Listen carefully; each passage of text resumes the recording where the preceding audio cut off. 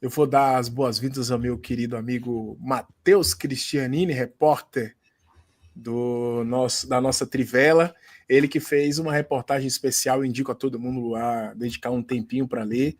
E o nome da reportagem é o seguinte: porque futebol do Brasil e da Argentina são quase opostos no posicionamento sobre a ditadura. Na data de hoje, meu querido Cristianini, que marca 61 anos do golpe militar de 1964. E aí a gente fica no questionamento, né? O que você traz de novidade? Por que você sugeriu essa pauta? Conta pra gente qual que é a história por trás desse assunto, meu querido Cristianini. Seja bem-vindo e boa tarde. Boa tarde, Márcio. Boa tarde, Tim, Andrei. Primeiramente, uma honra estar aqui participando do Trivela FC pela primeira vez. Cara, por que eu fiz essa pauta primeiro? Acho que foi no dia 24 de março. Inclusive, o nosso querido Deconto estava lá em Buenos Aires, bem no Dia Nacional da Memória, né, da ditadura militar na Argentina. Foi a data que começou a ditadura por lá. E, com muito afinco, o futebol argentino, principalmente os clubes, eles se posicionam institucionalmente contra a ditadura. Então, isso não é uma coisa também que aconteceu hoje, desde 2002 que tem um feriado, então pelo menos nos últimos 5, 6, 7 anos aí, todo ano os times argentinos estão se posicionando contra. E aí que surgiu o debate interno, por que no Brasil a gente fala tão pouco de ditadura no futebol? Que é um assunto um pouco polêmico, não só para o futebol, como para a sociedade brasileira. E nisso a gente fez um levantamento, tal, eu conversei, tive a honra de conversar com a professora Lívia Gonçalves Magalhães, que ela é doutora em História Social pela UF, a Universidade Federal Fluminense, e ela esteve na Argentina, inclusive, ela fez uma obra lá, que ela fez essa avaliação de por que os clubes argentinos eles são mais engajados politicamente. E, basicamente, é por conta da sociedade civil. No Brasil, tem muitas semelhanças com a ditadura da Argentina, só que o pós-ditadura foi bem diferente. Então, a questão de ter anistia no Brasil e na Argentina os responsáveis pelo golpe terem sido julgados, condenados em tribunal civil, criou uma memória na sociedade mesmo de que a ditadura não pode acontecer nunca mais, que tem que valorizar a democracia. E isso no futebol eles são muito ferrenhos também, porque diversos torcedores, sócios, futebolistas também, eles foram vítimas da ditadura na Argentina, sejam desaparecendo, mortos, enfim. E para resgatar essa memória mesmo, os clubes mantêm esse posicionamento firme até os dias de hoje, acompanhando um pouco da sociedade civil argentina. Uma das informações aqui da reportagem do nosso querido Matheus Cristianini é que dos 30 times argentinos, 28 se pronunciaram contra a ditadura militar, enaltecendo a democracia, enquanto no ano passado, por exemplo, em 2024, no Brasil, apenas 4 equipes se pronunciaram. Foram Bahia, Internacional, Vasco e Corinthians. Esse ano, até o momento em que o nosso programa começou, apenas Bahia, Corinthians, Botafogo e Vasco haviam se pronunciado contra o golpe militar de 64, em favor da democracia. Ainda tem muito isso também, né, Cristianini? Não só a forma como, enfim, da questão social do debate argentino sobre a questão da ditadura, mas a forma também como os clubes se pronunciam, né? Geralmente aqui no Brasil, ali uma publicação talvez um pouco mais tímida, até por essa dificuldade social de avaliar, né, o período da ditadura. Já na Argentina, não. Na Argentina é um pouco mais incisivo, vamos dizer assim, a participação dos clubes nesse debate, né?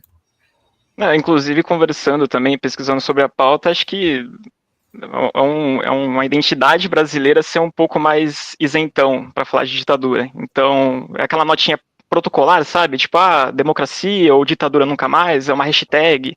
Então, na Argentina isso é diferente também, até como eu comentei antes, por conta da questão de que lá eles revivem muito a memória dos desaparecidos.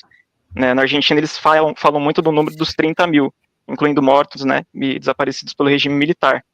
Então, inclusive o Banfield foi o primeiro clube por lá em 2019, na Argentina, que eles restituíram o título de sócio para 11 torcedores que desapareceram durante a ditadura militar na Argentina, e de lá para cá, vários clubes fizeram a mesma coisa. Então, esse ano, por exemplo, o Vélez postou as fotos, os nomes daqueles torcedores, daqueles sócios torcedores que desapareceram durante a ditadura, para realmente ter esse engajamento social, para reviver a memória daqueles que, infelizmente, não estão mais aqui, ou a gente não sabe o paradeiro deles. E no Brasil, essa questão é mais complicada, ela é mais protocolar, muitas vezes porque falar sobre ditadura é ligado, aqui no Brasil, né, é visto como uma coisa de partido, seja de um lado ou do outro. Na Argentina, eles tiveram um ensino público que é uma coisa apartidária, é um discurso público. Todos na Argentina, eles conversam sobre ditadura. Claro, tem as suas exceções, pessoas que pedem a volta do regime, enfim. Mas a grande maioria dos argentinos, inclusive no futebol, tanto que esse número que você falou é importante, dos 28, dos 30 clubes se posicionaram contra, é de colocar um basta e falar, não, esse assunto a gente vai todo mundo se unir, independente da rivalidade dentro e fora de campo, porque a gente tem que exaltar a democracia. Ô Tim, você que é um grande amante e conhecedor do futebol sul-americano, te assusta essa diferença de posicionamento entre os clubes brasileiros e os clubes argentinos quando o assunto é ditadura militar? Nem um pouco, porque são situações diferentes, em momentos diferentes, em sociedades muito diferentes. A Argentina foram 30 mil, né? Isso é quase 10 vezes mais do que no Brasil. Na Argentina, tipo, o sindicalista sofreu muito. Era, eu acho que uma coisa mais presente na vida de povão. Gerou muito mais resistência. No Brasil, é um fato inconveniente que muitas vezes é esquecida. 64, a ditadura teve grande apoio. Era capaz de botar 1 milhão nas ruas, né? Isso durante bastante tempo teve apoio. Foram os anos de milagre, né?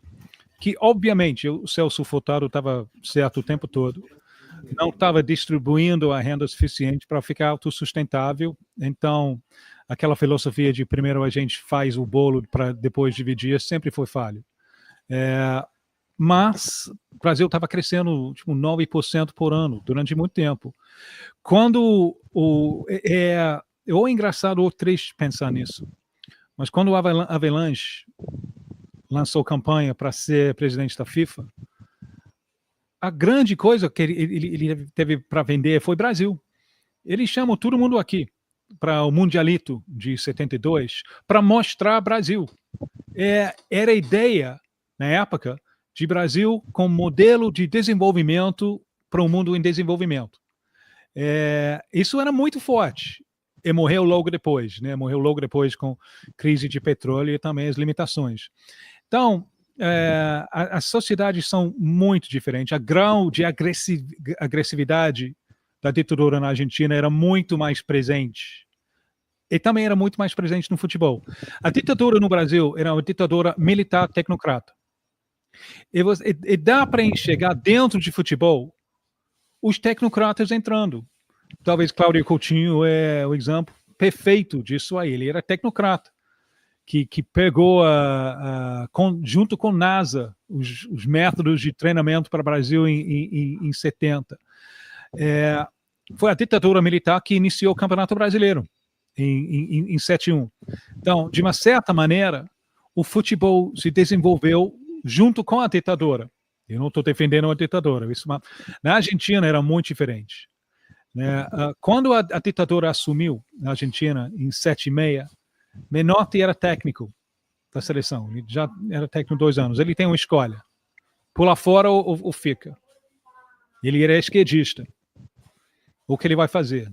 E ele resolveu usar a seleção, na visão dele, a seleção de 78, que ganhou a Copa, foi para passar uma mensagem sobre os valores verdadeiros da sociedade argentina. Ele deu um discurso antes do final para seus jogadores. A gente não está jogando para os generais lá na tribuna, a gente está jogando para nosso povo, né? É muito difícil pensar, vamos supor, Brasil 70 com o discurso daquela maneira. Era uma seleção bastante militarizada. Também eles são sociedades muito diferentes, né? Porque a Argentina tem muito menos camponês. né? Porque a Argentina, as atividades rurais não era açúcar, né?